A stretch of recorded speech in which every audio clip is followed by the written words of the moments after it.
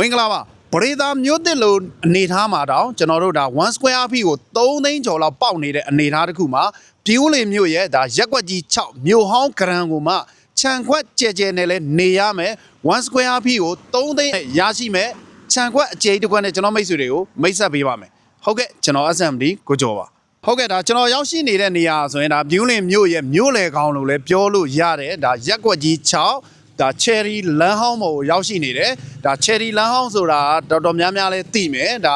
လမ်းတကယ်ကိုအကျယ်ကြီးရှိတယ်ကျွန်တော်ဒါ cherry လမ်းဟောင်းဖြစ်တယ် cherry လမ်းတစ်ကြီးနဲ့လဲကျွန်တော်တို့အနီးဆုံးမှာရှိမယ်ဘေးအနီးနားမှာဆိုရင်လဲဒီဘက်မှာဆိုရင်ဒါ EDU International School ရှိမယ်ကျွန်တော်ဒါဒီဘက်မှာဆိုရင်တော့ဒါ White House Hotel တို့ဒါ cherry လမ်းရှိမယ်ဒါနေရာလေးမှာကျွန်တော်ရောက်ရှိနေခြင်းဖြစ်တယ်ဟုတ်ကဲ့ဒါဒီနေရာလေးမှာရှိတယ်ကျွန်တော်ဒါ cherry လမ်းဟောင်းနှစ်ကွက်ငုံမှာတီးရှိတဲ့ခြံခွက်အကျယ်ကြီးကိုကျွန်တော်ကဒီနေ့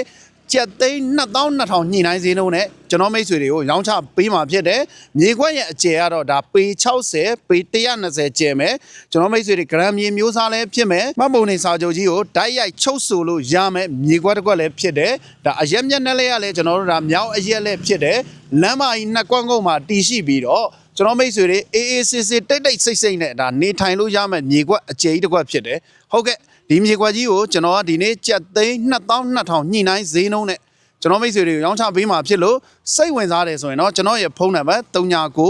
9865 9864ကိုဆက်သွယ်နိုင်တယ်လို့39 9595 2524ကိုလည်းဆက်သွယ်လို့ရပါတယ်ခင်ဗျာဟုတ်ကဲ့အားလုံးကိုကျေးဇူးတင်ပါတယ်ခင်ဗျာ